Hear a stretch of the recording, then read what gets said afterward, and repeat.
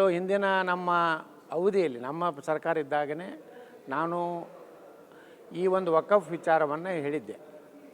ಆವಾಗ ಕೆಲವೊಂದು ಕಡೆ ಅಧಿಕಾರಿಗಳು, ಅದರಲ್ಲಿ ವಿಶೇಷವಾಗಿ ಯಾರು ಮುಸ್ಲಿಂ IAS ಅಧಿಕಾರಿಗಳಿದ್ದಾರೆ, ಅವರು ಎಲ್ಲೆಲ್ಲಿ ಜಿಲ್ಲಾಧಿಕಾರಿಗಳಾಗಿದ್ದಾರೆ, ಇದು ದೊಡ್ಡದಾಗಿ ಇದನ್ನು ಒಂದು ಅಸ್ತಿತ್ವವನ್ನು ಅವರು ಹಾಕಿ ಹೋಗಿದ್ದಾರೆ.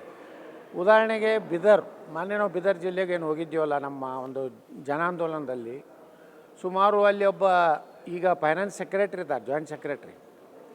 ಆ ವ್ಯಕ್ತಿ ಅಲ್ಲಿ DC ಇದ್ದಾಗ ಸುಮಾರು 13,500 ಎಕರೆ ವಕಫ್ ಅಂತೇಳಿ ಎಂಟ್ರಿ ಮಾಡಿಸಿದ್ದಾರೆ. ಬಿಜಾಪುರದಲ್ಲಿ ಅಲ್ಲಿ ಒಬ್ಬ ಮೊಹಮ್ಮದ್ ಮುಹಸಿನ್ ಅನ್ನುವಂಥ ಜಿಲ್ಲಾಧಿಕಾರಿ ಸುಮಾರು 16,500 ಎಕರೆ ವಕಫ್ ಅಂತೇಳಿ ಇವತ್ತು ಎಂಟ್ರಿ ಮಾಡಿಸಿದ್ದಾರೆ. ನಮ್ಮಲ್ಲಿ ಅಷ್ಟು ಆಶ್ಚರ್ಯ ಅಂದರೆ police head quarter Waqf, district hospital Waqf, ಜಿಲ್ಲಾಧಿಕಾರಿಗಳ ಮನೆ ವಕಫ್, ಜಿಲ್ಲಾಧಿಕಾರಿಗಳ ಕಚೇರಿ ವಕಫ್. ಈ ರೀತಿ ವಕಫ್ಗೆ ಲಿಮಿಟೇ ಇಲ್ಲ. ಅದಕ್ಕೆ ನಾವು ಈ ಹೋರಾಟ ಮಾಡ್ತಾ ಇದ್ದೀವಿ. ನೀವು ಹೋರಾಟ ಮಾಡಿದ್ರಿ, ಅದಾದ ನಂತರ ನೀವು JPC ಕಮಿಟಿ ಅಧ್ಯಕ್ಷರು ಕೂಡ ಬಂದಿದ್ರು, ನೀವು ದೆಹಲಿಗೆ ಹೋಗಿ ಭೇಟಿ ಮಾಡಿದ್ರಿ. ಏನು ಆ ಭೇಟಿ ವೇಳೆ ಏನೇನೆಲ್ಲ ಹೇಳಿದ್ರಿ? ನೋಡಿರಿ, ನಾವು ಹೋದಂಥದ್ದು ಭಾಳ ದೊಡ್ಡ ಡಾಕ್ಯುಮೆಂಟ್ಸ್ ಏನು ನಾವು ಕೊಟ್ಟಿದ್ದೀವಿ. ಇವತ್ತು JPC ಅವರು ನಮ್ಮನ್ನ ಅಭಿನಂದನೆ ಸಲ್ಲಿಸಿದ್ರು. ಮೊನ್ನೆ ಸ್ವತಃ JPC ಚೇರ್ಮನ್ರು ಬಿಜಾಪುರಕ್ಕೆ ಬಂದರು, ನಮ್ಮ ಜೊತೆ ಸುಮಾರು 2 ಗಂಟೆ ಚರ್ಚೆ ಮಾಡಿದ್ರು. ಅಲ್ಲಿದೆಲ್ಲ ಮಾಹಿತಿ ಸಂಗ್ರಹ ಮಾಡಿಕೊಂಡ್ರು. ಅವ್ರ ಜೊತೆಗೆ ನಮ್ಮ JPC ಕಮಿಟಿ ಮೆಂಬರ್ ತೇಜಸ್ ಸೂರ್ಯನೂ ಇದ್ದರು. ನಾವು ದಿಲ್ಲಿಗೆ ಹೋದಾಗ ಸುಮಾರು ಒಂದು 2,500 ಫುಟದ ಕರ್ನಾಟಕದಲ್ಲಿ ಇವತ್ತೇನು ವಕಫ್ ಆಸ್ತಿ ಇದೆ, ಅದು ಎಷ್ಟಿದೆ, ಏನಿದೆ, ಅದು ಯಾವ ರೀತಿ ರಾಜಕಾರಣಿಗಳು ದುರುಪಯೋಗ ಮಾಡ್ಕೊಂಡಿದ್ದಾರೆ ಅನ್ನೋಂಥದ್ದು ನಾವೆಲ್ಲ ಮಾಹಿತಿಯನ್ನು ವಕಫ್ ಕೊಟ್ಟ ಮೇಲೆ ಅಲ್ಲಿ ಅಧಿಕಾರಿಗಳು ಹೇಳಿದ್ರು, ನಮ್ಮ ಪಾಪ ಜಾಯಿಂಟ್ ಪಾರ್ಲಿಮೆಂಟ್ ಕಮಿಟಿಯ ಚೇರ್ಮನ್ರು ನಮ್ಗೆ ಊಟಕ್ಕೆ ಆಹ್ವಾನ ಮಾಡಿದ್ರು, ನಮ್ಮ ಜೊತೆಗೆ ತಿಂಡಿ ತಿಂದರು. ಅಂದರೆ ಅಷ್ಟು ದೊಡ್ಡ ವಿಸ್ತೃತವಾದಂಥ ವರದಿ ಕೊಟ್ಟ ಮೇಲೆ ನಾವು ಇನ್ನೂ ಇದಕ್ಕೆ ಆಳಕ್ಕೆ ಹೋಗಬೇಕು. ಇಡೀ ರಾಜ್ಯವನ್ನು ನಾವು ಪ್ರವಾಸ ಮಾಡಬೇಕು. ಪ್ರತಿಯೊಂದು ಜಿಲ್ಲೆಯಲ್ಲಿ ನಮ್ಮ ರೈತರನ್ನ, ಮಠಾಧೀಶರನ್ನ, ಹಿಂದೂ ಸಂಘಟನೆಗಳನ್ನ ಜಾಗೃತ ಮಾಡಬೇಕಂತೇಳಿ ಇವತ್ತು ನಾವು ಈ ಒಂದು ವಕಫ್ ಹೋರಾಟವನ್ನು ಮುಂದುವರಿಸ್ತಾ ಇದ್ದೀವಿ. ಈಗ ನೀವು ಹೋರಾಟ ಮಾಡಿದ ನಂತರ ಕಾಂಗ್ರೆಸ್ ಸರ್ಕಾರ ಅಥವಾ ಮುಖ್ಯಮಂತ್ರಿ ಸಿದ್ದರಾಮಯ್ಯ ಅವರು, DK ಶಿವಕುಮಾರ್ ಸರ್ ಒಂದಷ್ಟು ಗಂಭೀರ ಆರೋಪ ಮಾಡ್ತಾ ಇರುವಂಥದ್ದು. ಹಿಂದೆ BJPಯಲ್ಲಿ ಕೂಡ ನೋಟಿಸ್ ಕೊಟ್ಟಿದ್ರು, ಈಗ ಯಾಕೆ BJP ಅವರು ಈ ರೀತಿ ಮಾಡ್ತಾ ಇದ್ದಾರೆ, ಮತ್ತೆ ನೋಟಿಸನ್ನು ವಾಪಸ್ ತೆಗೆದುಕೊಂಡಿರುವಂಥದ್ದು? ನೋಡಿ, ನಾವು ಹಿಂದೆ ನಮ್ಮ ಸರ್ಕಾರ ಇದ್ದಂಗೆ ಮಾಡ್ಯಾರ, ಅದು ಎಲ್ಲನೂ ಸರಿ ಅಂತ ನಾವು ಹೇಳೋದೇ ಇಲ್ಲ. ಅವ್ರು ಹಿಂದಿದ್ದವ್ರು ಮಾಡಿದ್ದು ತಪ್ಪೇ, ಈಗ ಆಗ್ತಾ ಇರೋದು ತಪ್ಪೇ. ಅದನ್ನು ನಾವು ಸಮರ್ಥನೆ ಮಾಡ್ಕೊಳ್ಳೋಕೆ ಹೋಗೋದೇ ಇಲ್ಲ. ಆದರೆ ಇದು ಏನು ಇದೆಯಲ್ಲ, ಇದು ಕಾನೂನೇನಿದೆಯಲ್ಲ ವಕಫು, ಇದೇ ಒಂದು ದೊಡ್ಡ ಅವ್ರಿಗೆ ಫ್ರೀ ಹ್ಯಾಂಡ್ ಕೊಟ್ಟುಬಿಟ್ಟಿದ್ದಾರೆ. ಯಾವುದೇ ವಕಫದ ಅಧಿಕಾರಿಗಳಿಗೆ, ಅಲ್ಲಿರುವಂಥ ಮುತುವಲ್ಲಿಗಳಿಗೆ, ಆ ಟೀಮಿಗೆ ಯಾವುದೇ ಒಂದು ಆಸ್ತಿ ಇದು ವಕಫತ್ ಅವ್ರಿಗೆ ಅನ್ನಿಸ್ತಂದರೆ ಅದನ್ನು ವಕಫತ್ ಹೇಳಿ ಘೋಷಣೆ ಮಾಡಿ. ಈ ನೋಟಿಸ್ ವಾಪಸ್ ತೊಗೊಂಡಿದ್ದಾರೆ ಅಂತ ಹೇಳ್ತಾ ಇದ್ದಾರೆ ಸರ್ಕಾರ. ತೊಗೊಂಡಿಲ್ಲ, ಎಲ್ಲಾದ್ರೂ ಎಲ್ಲ ಎಂಟ್ರಿಗಳನ್ನು ತೆಗೆದು ಹಾಕ್ತೇವೆ ಅಂತ ಹೇಳಿದರು. ಇನ್ನೂ ಸಹ ನಾವು ಬೀದರ್ಗೆ ಹೋದ ದಿವಸನೇ ಒಂದು ಬಸವ ಏನೋ ಒಂದು ಇದು ಇದೆ, ಅದಕ್ಕೂ ನೋಟಿಸ್ ಕೊಟ್ಟಿದ್ದರು. ಹೀಗೆ ಎಷ್ಟೋ ದಲಿತರ ಜಮೀನುಗಳಿಗೆ ಇವತ್ತು ನೋಟಿಸ್ ಕೊಟ್ಟಾರೆ, ವಕಫತ್ ಸೇರಿಸಿದ್ದಾರೆ. ಮಠಗಳಿಗೆ ಮೊದಲ ಕೊಟ್ಟಿದ್ದಾರೆ, ಮಠಗಳಿಗೆ ಕೊಟ್ಟಾರೆ. ನಾವು ಹೋಗಿದ್ವಿ, ಒಂದು 600 ವರ್ಷದ ಒಂದು ಮಠಕ್ಕೆ ಚಿಂಚೋಳಿಯಲ್ಲಿ ಕೊಟ್ಟಾರೆ. ನಮ್ಮ ಬಿಜಾಪುರ ಜಿಲ್ಲೆಯಲ್ಲೇ ಒಂದು ಶಂಕರ ಮಠ ಅಂತೇಳಿ ಎರಗಲ್ದಲ್ಲಿ ಒಂದು 8 ಎಕರೆ ಇದೆ, ಅದು ಪೂರ್ತಿ ವಕಫ್ ಅಂತೇಳಿ. ಈ ನನ್ನ ಪ್ರಶ್ನೆ, ಈಗ ನೋಟಿಸನ್ನು ವಾಪಸ್ ತೆಗೆದುಕೊಂಡು ಮುಖ್ಯಮಂತ್ರಿ ಸಿದ್ದರಾಮಯ್ಯ ಅವರು ಹೇಳಿರೋದು, ನೋಟಿಸ್ ವಾಪಸ್ ತೆಗೆದುಕೊಂಡಿದ್ದೀವಿ, ಮತ್ತೆ ಯಾಕೆ ಹೋರಾಟ ಮಾಡ್ತಾ ಇರುವಂಥದ್ದು ಅಂತ?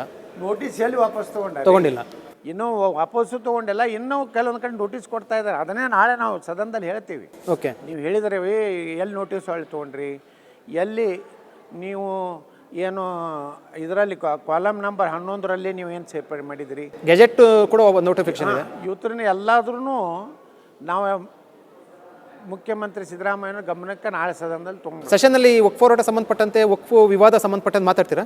ನಿಶ್ಚಿತವಾಗಿ ವಕಫಕ್ಕೂ ಅಷ್ಟೇ ಮಾತು ಕೊಡ್ತೀವಿ. ಉತ್ತರ ಕರ್ನಾಟಕದ ಅಭಿವೃದ್ಧಿ ಮತ್ತು ಇತ್ತೀಚಲಾಗಿ ಏನೇನು ಈ ರಾಜ್ಯ ಸರ್ಕಾರ ಬಂದ ಮೇಲೆ ಯಾವ ರೀತಿ ಅನ್ಯಾಯ ಆಗ್ತಾಯಿದೆ ಅದ್ರ ಬಗ್ಗೆ ಎಲ್ಲನೂ ಮಾಹಿತಿ ಕೊಡ್ತೀವಿ.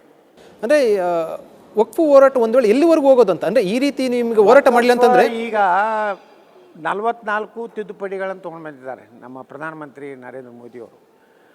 ಅದು ಈ ಒಂದು ಚಳಿಗಾಲ ಅಧಿವೇಶನದಲ್ಲೇ ಅದು ಚರ್ಚೆಯಾಗಿ ಪಾಸ್ ಆಗಬೇಕಾಗಿತ್ತು.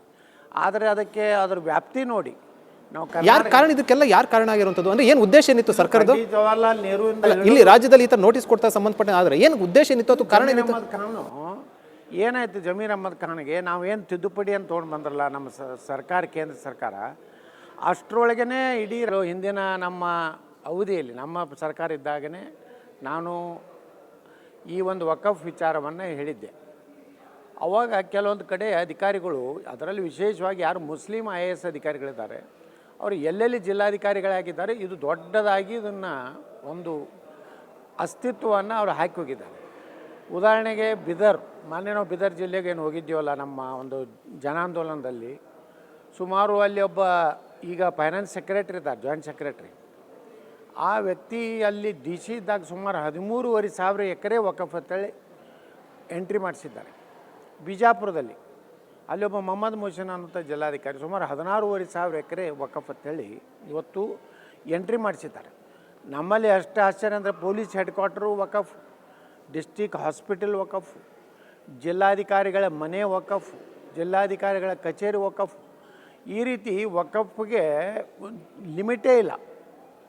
ಅದಕ್ಕೆ ನಾವು ಈ ಹೋರಾಟ ಮಾಡ್ತಾ ಇದ್ದೀವಿ. ನೀವು ಹೋರಾಟ ಮಾಡಿದ್ರಿ, ಅದಾದ ನಂತರ ನೀವು JPC ಕಮಿಟಿ ಅಧ್ಯಕ್ಷರು ಕೂಡ ಬಂದಿದ್ರು, ನೀವು ದೆಹಲಿಗೆ ಹೋಗಿ ಭೇಟಿ ಮಾಡಿದ್ರಿ. ಏನು ಆ ಭೇಟಿ ವೇಳೆ ಏನೇನೆಲ್ಲ ಹೇಳಿದ್ರಿ? ನೋಡಿರಿ, ನಾವು ಹೋದಂಥದ್ದು ಭಾಳ ದೊಡ್ಡ ಡಾಕ್ಯುಮೆಂಟ್ಸ್ ಏನು ನಾವು ಕೊಟ್ಟಿದ್ದೀವಿ. ಇವತ್ತು JPC ಅವರು ನಮ್ಮನ್ನ ಅಭಿನಂದನೆ ಸಲ್ಲಿಸಿದ್ರು. ಮೊನ್ನೆ ಸ್ವತಃ JPC ಚೇರ್ಮನ್ರು ಬಿಜಾಪುರಕ್ಕೆ ಬಂದರು, ನಮ್ಮ ಜೊತೆ ಸುಮಾರು 2 ಗಂಟೆ ಚರ್ಚೆ ಮಾಡಿದ್ರು. ಅಲ್ಲಿದೆಲ್ಲ ಮಾಹಿತಿ ಸಂಗ್ರಹ ಮಾಡಿಕೊಂಡ್ರು. ಅವ್ರ ಜೊತೆಗೆ ನಮ್ಮ JPC ಕಮಿಟಿ ಮೆಂಬರ್ ತೇಜಸ್ ಸೂರ್ಯನೂ ಇದ್ದರು. ನಾವು ದಿಲ್ಲಿಗೆ ಹೋದಾಗ ಸುಮಾರು ಒಂದು 2,500 ಫುಟದ ಕರ್ನಾಟಕದಲ್ಲಿ ಇವತ್ತೇನು ವಕಫ್ ಆಸ್ತಿ ಇದೆ, ಅದು ಎಷ್ಟಿದೆ, ಏನಿದೆ, ಅದು ಯಾವ ರೀತಿ ರಾಜಕಾರಣಿಗಳು ದುರುಪಯೋಗ ಮಾಡ್ಕೊಂಡಿದ್ದಾರೆ ಅನ್ನೋಂಥದ್ದು ನಾವೆಲ್ಲ ಮಾಹಿತಿಯನ್ನು ವಕಫ್ ಕೊಟ್ಟ ಮೇಲೆ ಅಲ್ಲಿ ಅಧಿಕಾರಿಗಳು ಹೇಳಿದ್ರು, ನಮ್ಮ ಪಾಪ ಜಾಯಿಂಟ್ ಪಾರ್ಲಿಮೆಂಟ್ ಕಮಿಟಿಯ ಚೇರ್ಮನ್ರು ನಮ್ಗೆ ಊಟಕ್ಕೆ ಆಹ್ವಾನ ಮಾಡಿದ್ರು, ನಮ್ಮ ಜೊತೆಗೆ ತಿಂಡಿ ತಿಂದರು. ಅಂದರೆ ಅಷ್ಟು ದೊಡ್ಡ ವಿಸ್ತೃತವಾದಂಥ ವರದಿ ಕೊಟ್ಟ ಮೇಲೆ ನಾವು ಇನ್ನೂ ಇದಕ್ಕೆ ಆಳಕ್ಕೆ ಹೋಗಬೇಕು. ಇಡೀ ರಾಜ್ಯವನ್ನು ನಾವು ಪ್ರವಾಸ ಮಾಡಬೇಕು. ಪ್ರತಿಯೊಂದು ಜಿಲ್ಲೆಯಲ್ಲಿ ನಮ್ಮ ರೈತರನ್ನ, ಮಠಾಧೀಶರನ್ನ, ಹಿಂದೂ ಸಂಘಟನೆಗಳನ್ನ ಜಾಗೃತ ಮಾಡಬೇಕಂತೇಳಿ ಇವತ್ತು ನಾವು ಈ ಒಂದು ವಕಫ್ ಹೋರಾಟವನ್ನು ಮುಂದುವರಿಸ್ತಾ ಇದ್ದೀವಿ. ಈಗ ನೀವು ಹೋರಾಟ ಮಾಡಿದ ನಂತರ ಕಾಂಗ್ರೆಸ್ ಸರ್ಕಾರ ಅಥವಾ ಮುಖ್ಯಮಂತ್ರಿ ಸಿದ್ದರಾಮಯ್ಯ ಅವರು DK ಶಿವಕುಮಾರ್ ಸರ್ ಒಂದಷ್ಟು ಗಂಭೀರ ಆರೋಪ ಮಾಡ್ತಾ ಇರುವಂಥದ್ದು, ಹಿಂದೆ BJPಯಲ್ಲಿ ಕೂಡ ನೋಟಿಸ್ ಕೊಟ್ಟಿದ್ರು, ಈಗ ಯಾಕೆ BJP ಅವರು ಈ ರೀತಿ ಮಾಡ್ತಾ ಇದ್ದಾರೆ, ಮತ್ತೆ ನೋಟಿಸನ್ನು ವಾಪಸ್ ತೆಗೆದುಕೊಂಡಿರುವಂಥದ್ದು? ನೋಡಿ, ನಾವು ಹಿಂದೆ ನಮ್ಮ ಸರ್ಕಾರ ಇದ್ದಂಗೆ ಮಾಡ್ಯಾರ, ಅದು ಎಲ್ಲನೂ ಸರಿ ಅಂತ ನಾವು ಹೇಳೋದೇ ಇಲ್ಲ. ಅವ್ರು ಹಿಂದಿದ್ದವ್ರು ಮಾಡಿದ್ದು ತಪ್ಪೇ, ಈಗ ಆಗ್ತಾ ಇರೋದು ತಪ್ಪೇ. ಅದನ್ನು ನಾವು ಸಮರ್ಥನೆ ಮಾಡ್ಕೊಳ್ಳೋಕೆ ಹೋಗೋದೇ ಇಲ್ಲ. ಆದರೆ ಇದು ಏನು ಇದೆಯಲ್ಲ, ಇದು ಕಾನೂನೇನಿದೆಯಲ್ಲ ವಕಫು, ಇದೇ ಒಂದು ದೊಡ್ಡ ಅವ್ರಿಗೆ ಫ್ರೀ ಹ್ಯಾಂಡ್ ಕೊಟ್ಟುಬಿಟ್ಟಿದ್ದಾರೆ. ಯಾವುದೇ ವಕಫದ ಅಧಿಕಾರಿಗಳಿಗೆ, ಅಲ್ಲಿರುವಂಥ ಮುತುವಲ್ಲಿಗಳಿಗೆ, ಆ ಟೀಮಿಗೆ ಯಾವುದೇ ಒಂದು ಆಸ್ತಿ ಇದು ವಕಫತ್ ಅವ್ರಿಗೆ ಅನ್ನಿಸ್ತಂದರೆ ಅದನ್ನು ವಕಫತ್ ಹೇಳಿ ಘೋಷಣೆ ಮಾಡಿ. ಈ ನೋಟಿಸ್ ವಾಪಸ್ ತೊಗೊಂಡಿದ್ದಾರೆ ಅಂತ ಹೇಳ್ತಾ ಇದ್ದಾರೆ ಸರ್ಕಾರ. ತೊಗೊಂಡಿಲ್ಲ. ಎಲ್ಲ